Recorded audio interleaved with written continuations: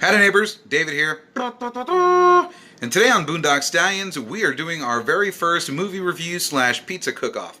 So today we're going to be making keto cauliflower pizza. It's going to be delicious, trust me. And while that's cooking off in the oven, we'll be doing Chalene Extremes, burn it off and recharge. Then we will sit down and enjoy our movie and our pizza. Alright everyone, before we get started, go ahead and preheat that oven to 425 degrees. Now, this is a stovetop steamer. I'm using it to steam the cauliflower for the cauliflower pizza. Now, I love this steamer. It's my mother's steamer. She gave it to me. She used to use it to cook all my tamales in, and now she's teaching my sister how to make tamales, even though my sister can barely cook spaghetti, and I still have absolutely no idea at all how to make her delicious tamales, but whatever, it's fine. I'll settle for being the favorite. Anyways, so we got our cauliflower in. We're going to turn the heat on, get it to a nice little boil, and it should take about 15 or 20 minutes to get going. A lot of people boil their cauliflower or microwave it. I don't like boiling or microwaving. Boiling gets rid of the nutrients in the cauliflower, and microwaving has radiation, and I don't have a microwave in my house for that reason. Well, at least that's the reason I keep telling myself. I'm probably just too lazy and cheap to go out and buy a microwave, but you know, whatever. So we'll leave this on for about, like I said, 15 or 20 minutes. Then we'll pop the lid off this bad boy. Take a look at all that nice beautiful steam. You should be able to stick a fork in. And I mean, you should be able to stick it in good and deep as if it was my friend Matt's mother. Yep, that is exactly what you want when you have steamed cauliflower. Now we'll take it out of here and put it in a cool place to dry and let some of that fluid drain out of it. And it needs to cool out to being at least room temperature, or if you want to steam it a day ahead of time and then put it in the refrigerator, let it cool off then, that's just as acceptable.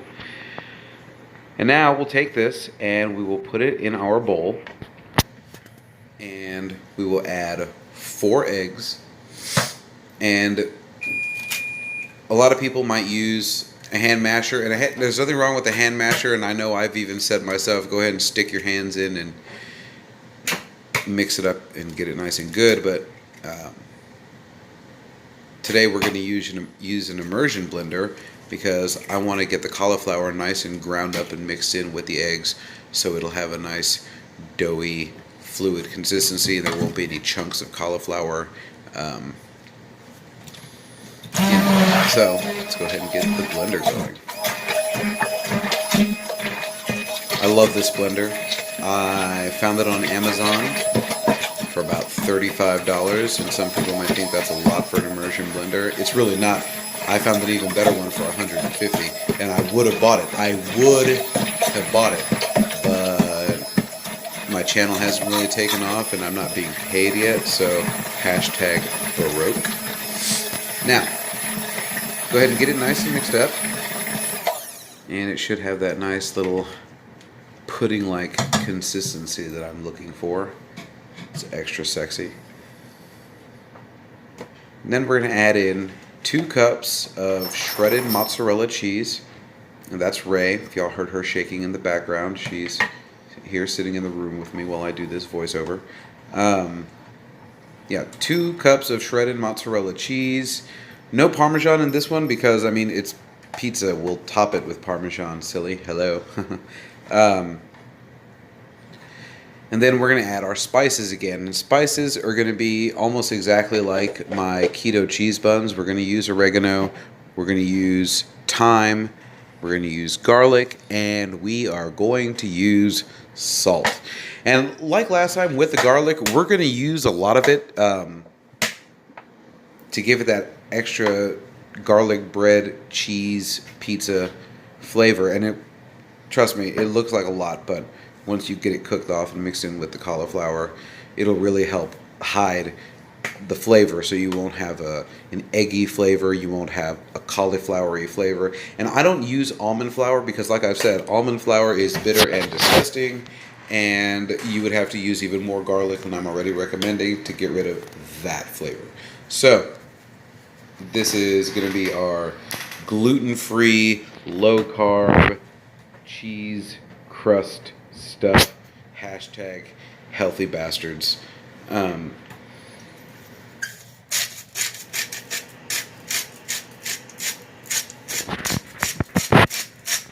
Alright, ladies and gentlemen, wash your hands, dry your hands, sanitize your hands, and dig in.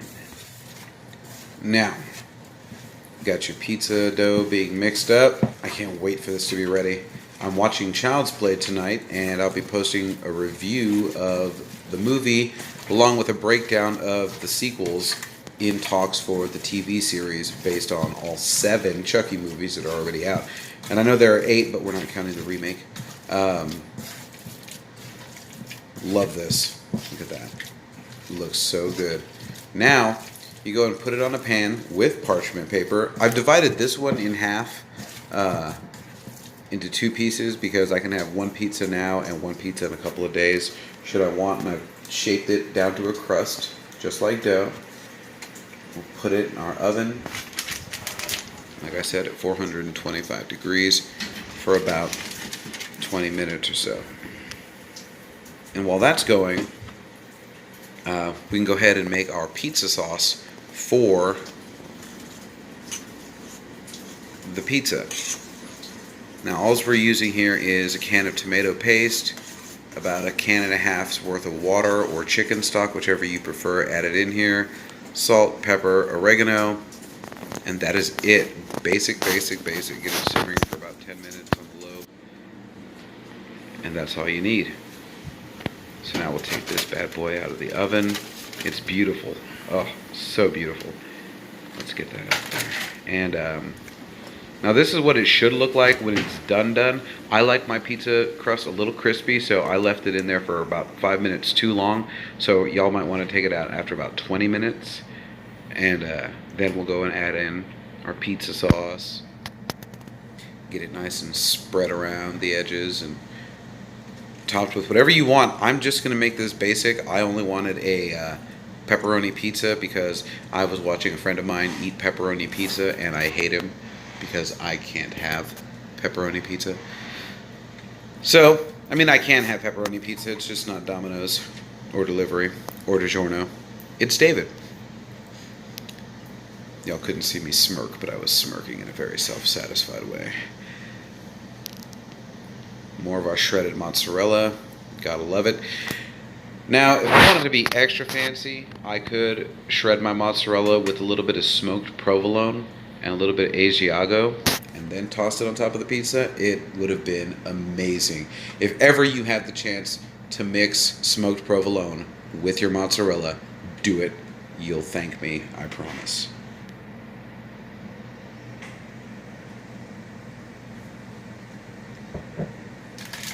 Now let's get our pepperonis.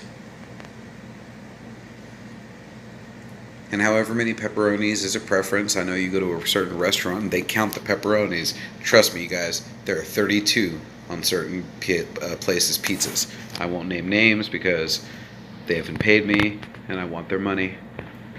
So, now after you've done this, toss it back in the oven for about another 5 to 10 minutes. Watch it. You only want to melt the cheese and that is it. And then pull that bad boy out of the oven. We're going to have it with our homemade ranch. I'm not giving you a recipe for homemade ranch. It's on the packet of Hidden Valley. Just get you some mayonnaise. I use heavy cream instead of buttermilk. That's just a preference. And like I said, my edges are going to be a little dark on this pizza because I like them dark. And we're going to have some wine in my Darth Vader mug. Thank you to my sister Andrea for the mug. Well, I mean, technically it's my new wine glass. Anyways.